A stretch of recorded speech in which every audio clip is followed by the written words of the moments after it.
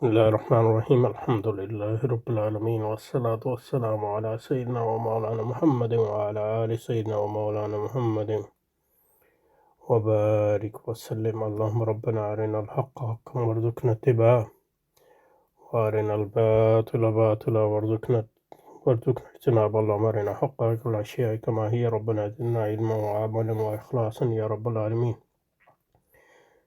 اللهم انصر أولياءك في مشارق الأرض ومغاربها. اللهم انصرهم على عدوك وعدوهم إنك على كل شيء قدير.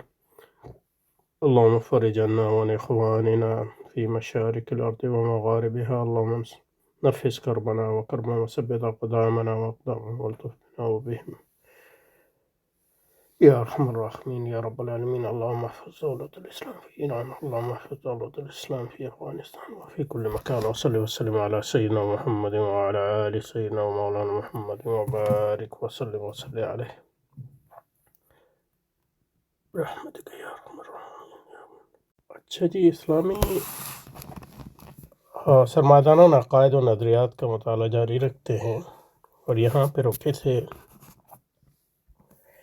کہ سرمایہ دارانہ نظام وہ نظام ہے جس میں سرمایہ دارانہ عقلیت جو ہے غالب آتی ہے، اور سرمایہ دارانہ عقلیت کے غالب آنے کا مقصد یہ ہے جب دولت کے استعمال کا مقصد اس کی مقدار میں مسلسل اضافہ ہو جاتا ہے۔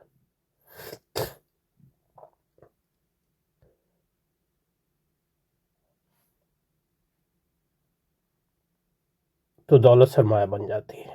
انہی معنوں میں یہ سرمایہ حرص و حسد کی تجسیم ہے، حرص و حسد کی تجسیم ہے، یعنی جسمانی شکل ہے۔ حرص اور حسد تو دل کی بیماریاں ہیں، اور ان بیماریوں کا جو اظہار خارجی دنیا میں ہوتا ہے، وہ حرص و حسد کا جو اظہار خارجی دنیا میں ہوتا ہے وہ بڑھوتری برائے بڑھوتری کے ذریعے یا اس کے تعقل کے ذریعے ہوتا ہے، اور اسی کو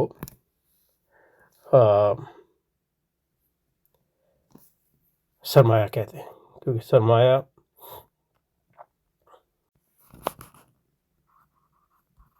سرمایہ کی تعریف ہی یہ ہے کہ وہ چیز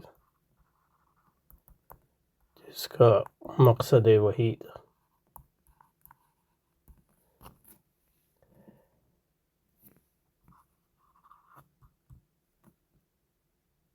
مقدار میں اضافہ یا مقدار میں اضافہ ہو۔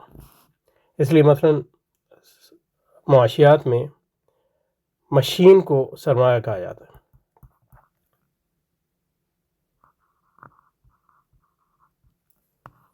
مشین سے جو کپڑا بنتا ہے وہ سرمایہ نہیں ہے۔ مشین کو کیوں سرمایہ کہا جاتا ہے؟ کہ مشین کا مقصد یہ ہوتا ہے کہ وہ چیزیں جمع کرے، وہ چیزیں پیدا کرے،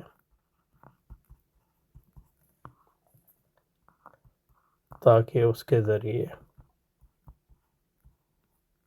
مزید چیزیں پیدا کر سکے۔ وہی چیز کپڑا پیدا کرے، اس کو بیچا جائے، اور کپڑے کو بیچنے کے بعد جو ہے مشین جو ہے، مشین کو بھی آپ بیچتے ہیں، تو جب مشین کو بیچتے خریدتے ہیں تو اس وقت وہ پروڈکٹ ہوتا ہے۔ تو جو لوگ مشین بناتے ہیں،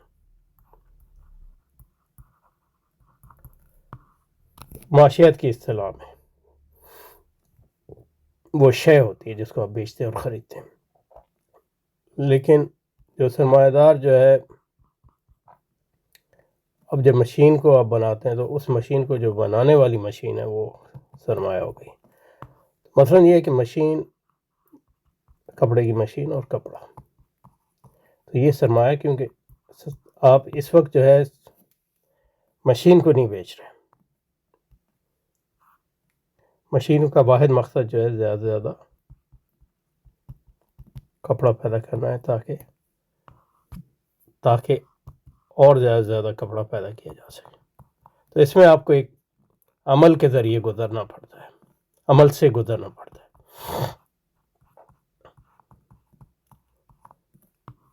عمل کیا ہے؟ آپ نے پیداوار، کپڑا. تو مشین سرمایہ، کپڑا سرمایہ نہیں ہے، یہ اس کا پروڈکٹ ہے معاشیات کی اصطلاح میں.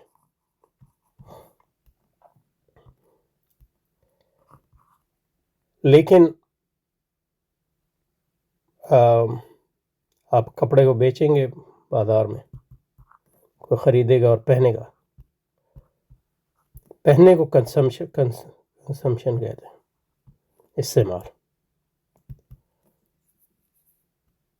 اور اس سے استعمال کے اس بیچنے کے نتیجے میں پیسے آئیں گے آپ کو،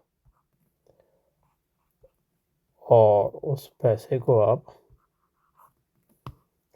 میں بھی اور مشینیں خریدیں گے تاکہ اور کپڑا پیدا ہو سکے. تو یہ پوری ایک سائیکل ہے. یہ سائیکل جو چلتی ہے، سرمایہ ہے، پروڈکشن ہے، اس کا ثمرہ ہے، اس کی فروخت ہے، اور پھر اور سرمایہ لگاتے ہیں. تو اس میں مشین کو سرمایہ، مشین اس لیے سرمایہ اور کپڑا سرمایہ نہیں کہ مشین کا مقصد جو ہے زیادہ زیادہ اور کوئی مقصد نہیں مشین کا. لیکن یہ کہ جو معاشیات میں جس چیز کو نہیں سمجھایا جاتا وہ یہ نہیں سمجھایا جاتا کہ یہ زیادہ سے زیادہ کمانا جو ہے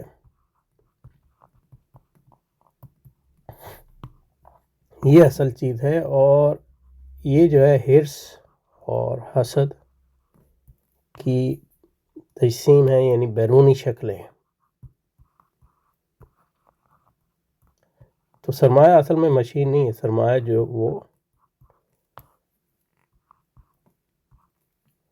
شیطانی روح ہے جو انسان میں انسان میں سما گئی ہے حرص اور حسد کی شکل میں. اب اس کی خارجی شکل کوئی بھی ہو سکتی ہے. خارجی شکل جو ہے مشین بن جاتی ہے. خارجی شکل جو ہے اس کی کپڑا خود سرمایہ ہو سکتا ہے، ان معنوں میں کہ آپ کا مقصد جو ہے کپڑا بیچ کر اور کپڑا بنانا. تو اگر کپڑا بنانے کا مقصد اور کپڑا بنانا ہو تو کپڑا بھی سرمایہ ہے. اسی طرح یعنی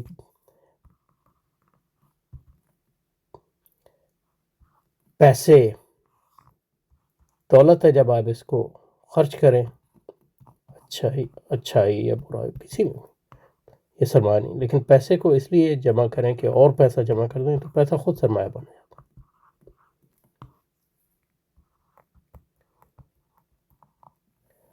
اور اس لیے ابھی منی مارکیٹ اور کیپٹل مارکیٹ کا ذکر آئے گا تو اس میں یہ بات سمجھ میں آئے گی کہ کیوں پیسہ جو ہے مثلا وہ سرمایہ کی ایک طرح سے خالص شکل ہے. کیوں خالص شکل ہے؟ کیونکہ آپ مشین لگائیں گے، کپڑا بنائیں گے مثلا، تو اس میں مشین خریدتے ہیں، اس میں وقت لگتا ہے، پھر مزدوری کرتے ہیں، اس سے کپڑا بنتا ہے، اور کپڑے کو بازار میں خریدتے ہیں،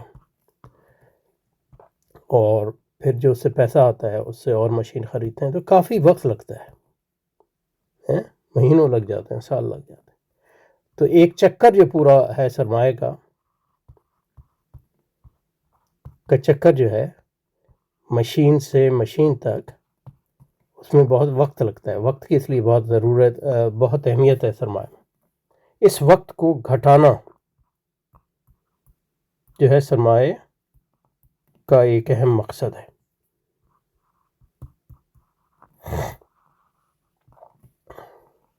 اس وقت کو گھٹانا جو اس لیے مثلا آپ سرمایہ دارانہ ادبیات میں جو ہے پڑھیں تو وقت پر بہت اہم بحث ملتی ہے. اور مارکس کی بھی جو کتاب ہے کیپٹل، داس کیپٹل، اس میں بھی وقت پہ میرا خیال ہے ایک الگ سے جو ہے یہ سیکشن ہے.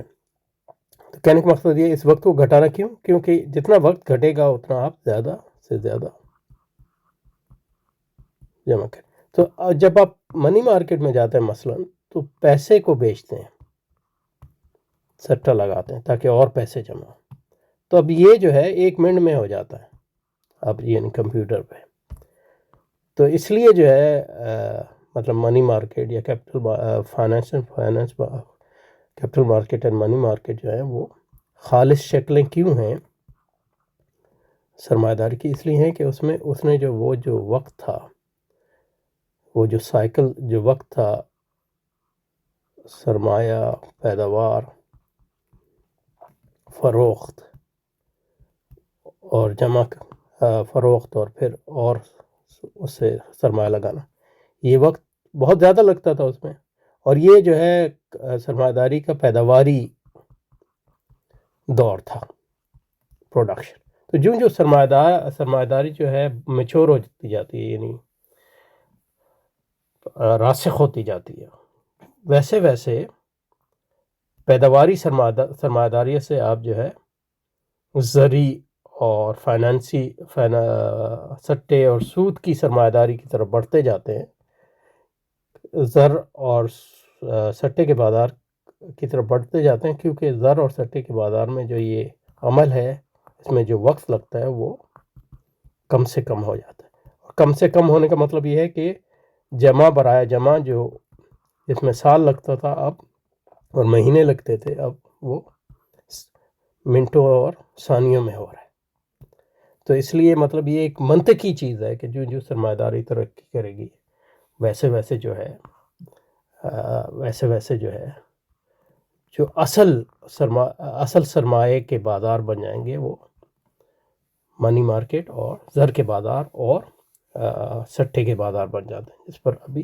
اور اس کی جو منطق ہے، لاجک یہی ہے کہ زر کے بازار میں آپ جب پیسہ بیچتے ہیں، یعنی مطلب فورن ایکسچینج میں پیسے خریدتے ہیں اور بیچتے ہیں تاکہ اس سے مزید پیسے بنائے جا سکیں، تو اس میں جو ہے بیچ کا جو عمل ہے، کھانے کا، خریدنے کا عمل تو ہے، لیکن یہ کہ اس کو کنسمپشن کا عمل جو ہے، یعنی آپ کو کپڑا جو ہے پہننا ہے اور کپڑا جو ہے پہنیں گے تو وہ سالوں چلتا ہے، اور جب پرانا ہوگا تو اس کے نتیجے میں جو ہے آپ نیا کپڑا پہنیں گے وغیرہ وغیرہ، تو اس میں سال لگتے ہیں۔ تو اس وقت کی جو طوالت کو کم کرنے کے لیے سرمایہ داری جو ہے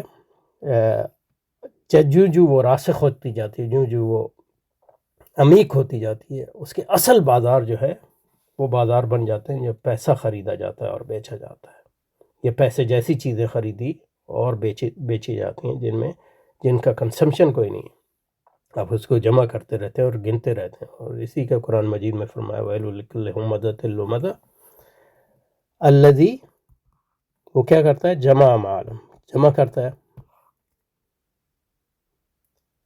یہی سرمایہ ہے، جمع کرنا برائے جمع۔ وعدد، یہاں اس سے قرآن مجید کی اعجاز، وعدد، اور اس کو گنتا رہتا ہے، یعنی وہ جمع نہیں کرتا، اس لیے نہیں کرتا کہ وہ اس کو خرچ کرے گا، بلکہ جمع کرنا خود مقصود ہے، اس کو گنتا رہتا ہے کتنے جمع ہو گئے۔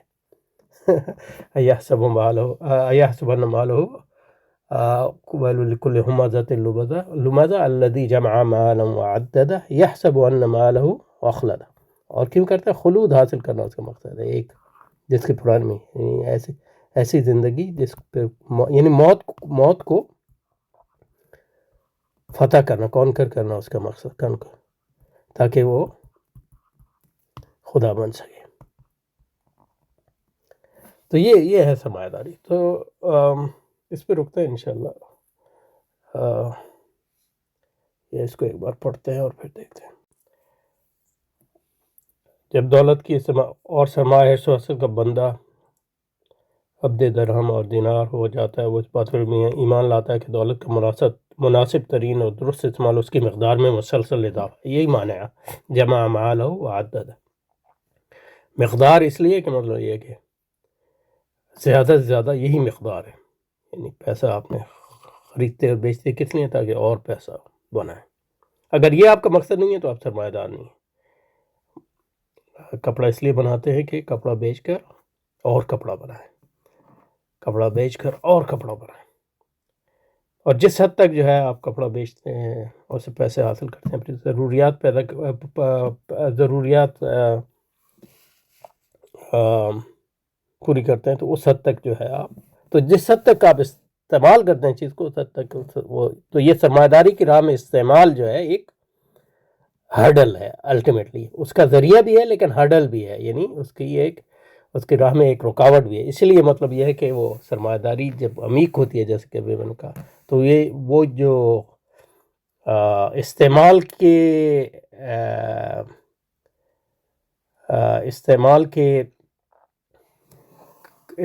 کا جو اسٹیج ہے یا استعمال کا جو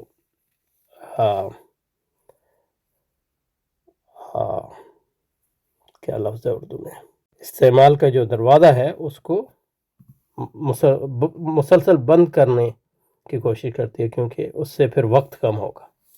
تو اس لیے مطلب یہ ہے کہ سرمایہ داری جب ان چیزوں کی طرف آتی ہے، اس ایسے سرمایوں کی طرف جاتی ہے جو زیادہ سیال ہوتے ہیں، اور سیالیت کی انتہا جو ہے پیسہ ہے. اور پیسہ تو اب مطلب یہ ہے کہ ڈیجیٹل منی ہو گئی ہے، تو وہ بھی ایک مطلب پیسے میں بھی وقت لگتا تھا اس کو پرنٹ کرنے میں، اب تو کمپیوٹر میں صرف وہ ڈاٹ ہے، نقطہ ہے، وہ اس کو بڑھاتے جا رہے ہیں. تو یہ یعنی قرآن کریم کا کتنا عظیم ایجاد ہے. جمع مالہ وعددہ یحسب ان مالہ اخلدہ. تو پر ایمان سے وہ ہر مزدور و کسان مفلس شخص جو سرمایہ دارانہ عقلیت قبول وہ ایک سرمایہ دار ہے کہ اس نے اپنے نفس کو حرص اور حسد کے شیطانوں کے سپرد کر دیا. تو ان معنوں میں یہ جو سرمایہ اصل میں ہے یہ عقلیت ہے جمع برائے جمع کی، اور وہ حرص اور حسد کی ایک مجسم شکل ان معنوں میں ہے کہ حرص اور حسد وہی بیماری ہیں جن سے یہ چیز پیدا ہوتی ہے، اور اس بیماری کی جو ترقی یافتہ اظہار ہے وہ سرمایہ داری کے ذریعے ہوتا ہے. یعنی حرص و حسد تو ہمیشہ سے موجود تھے، لیکن جب حرص و حسد تعقل بن جاتے ہیں، وہ فرد اور معاشرے اور ریاست پر قابض ہو جاتے ہیں، تو تب ہم کہتے ہیں کہ سرمایہ داری آ گئی. سرمایہ دارانہ معاشرے کی اس تنظیم کو کہتے ہیں جہاں سرمایہ حرص و حسد کی عقلیت بنیاد پر اجتماعی فیصلے کیے جاتے ہیں. یہاں ہر معاشرتی ادارہ مارکیٹ کے تعقل کے تحت ہو جاتا ہے، اور مارکیٹ کا تعقل کیا ہے؟ جمع برائے جمع. خاندان اپنے بچوں کو تعلیم اس لیے دلواتے ہیں کہ وہ زیادہ سے زیادہ سرمایہ جمع کرنے کے قابل ہو سکیں. شادی کے رشتے داروں کا معیار صلہ رحمی کے بجائے لڑکے نیز ان کے خاندان کی مالی حیثیت پر جو اپنے تمام اعمال کی قدر کا تعین زر کا بازار اور سرمایہ کا بازار. اور زر کا بازار کا تھوڑا سا میں نے بتایا کہ زر کا بازار وہ ہوتا ہے جس میں پیسے اور اس کی مختلف شکلیں خریدی اور بیچی جاتی ہیں. اور یہ زر کے بازار اور سٹے کے بازار یا سرمایہ کے بازار جو ہے،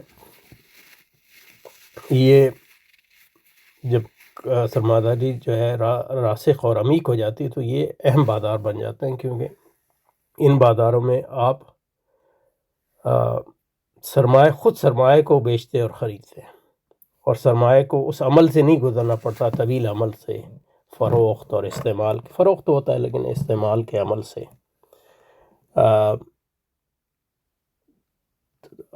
جس کے ذریعے جو ہے مثلا پرانی پیداواری سرمایہ داری گزرتی ہے، اور اس کے نتیجے میں جو وقت لگتا ہے جمع برائے جمع وہ کانٹریکٹ ہو جاتا ہے، وہ سکھڑ جاتا ہے. چلیں یہاں رکتے ہیں، انشاءاللہ اس کو اگلی بار جاری رکھیں گے. سبحانک اللہم و بحمدک نشہد ان لا الہ الا انت نستغفرک و نتوب الیک. وصلی وسلم علی سیدنا و مولانا محمد وعلی آل سیدنا محمد وبارک وسلم. سبحان ربک رب العزة عما یصفون وسلام علی المرسلین والحمد للہ رب العالمین.